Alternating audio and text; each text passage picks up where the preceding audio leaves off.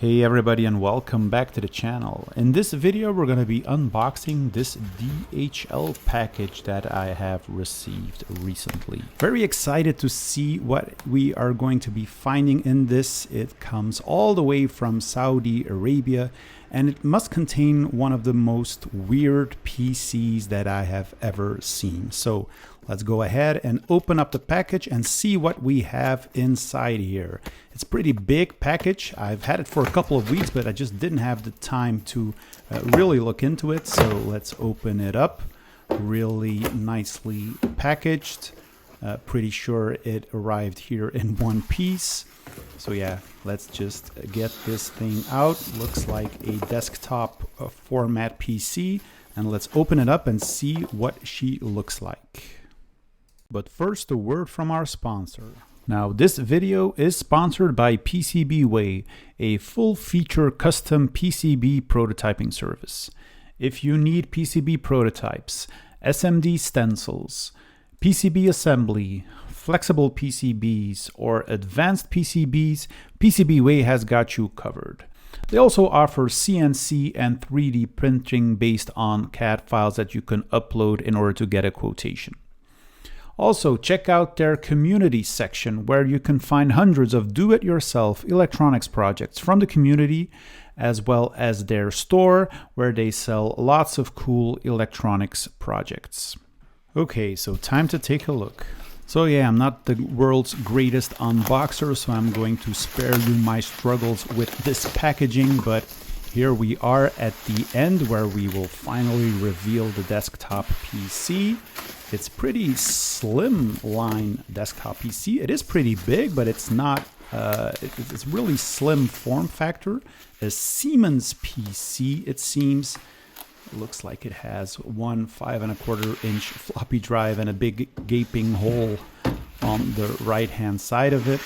But yeah, let's take a closer look at what we have here. So yeah, on the front here we have a power button. We seem to be having two LEDs here, 5¼ inch disk drive, the gaping hole, and the Siemens logo or badge here. On the back, we seem to be having a lot of what appears to be serial or parallel ports with this strange mechanism here to hold cables in place, I assume. So yeah, at first glance, I don't see a keyboard connector, I don't see a mouse connector, I don't see a serial port, so that's pretty strange. We've got the Siemens badge here, we've got a fan, we've got the power in and output. So yeah, let's take a look at these connectors here. They're all of the D subtype. Some of them have 9 connectors, some of them have 25, like the typical parallel and serial port. These are all of the female type, so definitely not your standard serial port. Also, this strange mechanism here to hold the connectors in place with this screw here, something that I haven't seen before on any other PCs. It does have this industrial feel. I know like some RS-485 cable setups have similar mechanisms, but you don't typically see them on your average PC. So here we have the Siemens badge, PCDX, made in Germany. We've got the power supply section here with the power input and an output for a monitor. But let's take a look inside of the box to see what this layout will look like, because I'm pretty curious to see. And it's definitely not your standard PC layout. So we have a 5¼ inch floppy drive here. We have room for another one. The connectors are there, but the second floppy drive seems to be missing. Seems to be using standard Molex and standard floppy connectors. Here we have the power supply with a fan. We've got some PCBs and an expansion card. So yeah, let's start by disassembling the system. There seems to be this little bracket here which can hold either one floppy drive or 2 floppy drives, or perhaps a floppy drive and a hard drive in place. So let's open that one up. And normally these things should slide on out like so, making it very easy to work on the computer.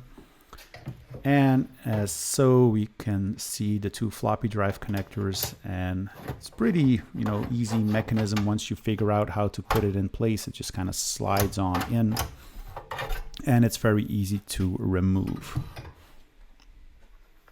So yeah, as you can see here, we have the two standard Molex power connectors and what appears to be standard floppy drive connectors. But let's take a look at the actual floppy disk drive, because as I said in the beginning, this is not your average ordinary PC compatible clone. This Siemens PC has some very, particular characteristics which makes it, very special. And among the things that make it special is this floppy disk drive, because normally these 5 1/4 inch floppy disk drives comes in either a 360 kilobyte or 1.2 megabyte format. But this one here accepts disks of 720 kilobytes. So this is a very specific drive that you typically don't see in IBM compatible PCs. I think it can read 360K disks, but it is meant to accept 720K 5 1/4 inch floppy disks. So yeah, pretty special in that regard. And as we dive into the PC a little bit further, we can see that there are lots of other peculiar things with this PC. We already talked about the weird ports on the back. You might have already noticed when looking at the motherboard that there wasn't any ISA slots. So there's a different mechanism of hooking up expansion cards. And this PC here has one expansion card, which is this one, which I'm guessing is going to be the video card. It does have two D-sub connectors, 9 pins. So, this is what you typically see with kind of MDA, CGA type video outputs. So yeah, let's see if we can remove this video card from the system, and there are a couple of screws here on the back. So I'm guessing that this is some kind of stacked mechanism where you can, stack expansion cards on top of each other. So here we can see what I think is the video card, and you can kind of pull it up like so. As you can see, there is a white connector on top, allowing you to hook up other expansion cards, I guess. And yeah, this appears to be a video card. So looking at it from a different angle, you can see that the video card is attached to this connector on the motherboard, which is a VG96 bus connector. So this is basically a Siemens version of ISA expansion slots. But yeah, let's first take a look at this video card here. So we have two connectors, two D-sub connectors, 9 pin. They resemble either MDA or CGA ports, but they do have a different pinout because this Siemens PC requires a very special monitor, and the monitor is actually powered from these video outputs. So I don't think it's a good idea to hook up a standard monitor to this system. And so yeah, here's a picture of a PCD system with monitor and keyboard. And as you can see, it's not only a special monitor, but it's also a special keyboard because it uses these non-standard connectors, not only for the monitor, but also for the keyboard. So yeah, unfortunately, I don't have a keyboard and monitor. I'm hoping to find somebody who can help me out with that, because it would be nice to get the system up and running, and without a keyboard and a monitor, obviously that's going to be rather tricky. Now, both the monitor and the graphics card were able to display text and graphics in a 720 by 350 resolution, which is kind of like a Hercules. So yeah, definitely not your typical video card that you see in IBM compatible PCs, mostly due to this VG96 bus connector. If I'm not mistaken, this video card also contains a mouse controller, so I'm guessing that the second external D-sub connector here is used to hook up a mouse. But yeah, other than that, it has the typical components. It has an oscillator, it has the actual display controller, it has the video BIOS, it has some static memory, some memory chips on it, so yeah. I believe this particular card has 32 kilobytes of video RAM, and here we see the video controller chip. And so yeah, obviously due to the lack of an ISA bus, it wasn't possible to use your standard IBM PC compatible expansion card, because the only way to expand the system was by using this VG96 connector. So yeah, let's continue our journey and see what we have here. So on the right hand side, there's this big block here, which appears to be the power supply. So obviously also a proprietary format, not your standard power supply you would see in an IBM PC compatible. But, you know, then again, a lot of these manufacturers had custom designs for power supplies. It has this big connector here, also not your standard AT or definitely not ATX style power connector. I have seen similar connectors like these on other brands like Olivetti and stuff. So yeah, big power connector.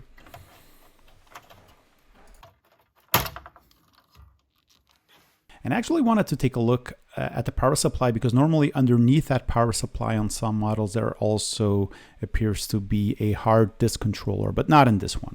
But yeah, standard switch mode power supply. We got the big input caps, we've got the transformer, we've got some protection circuit here, and then on the output some output capacitors. We also have some Molex connectors on the output side, and then the big power connector going to the motherboard.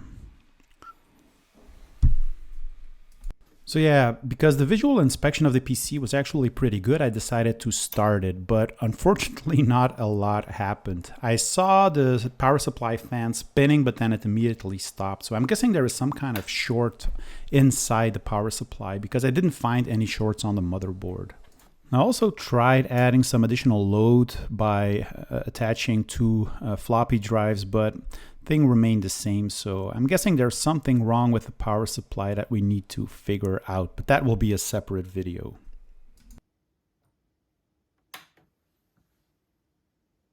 But now let's take a closer look at this motherboard, which is pretty proprietary. Now there is a model number on the silk screen here, but the first thing you notice is the total absence of ISA expansion slots. There are two floppy drive connectors here, which include this fancy mechanism to hold the connectors in place, and we have standard Molex connectors for power, so that's good. But I like the added touch of having these two clips here to hold the cables in place.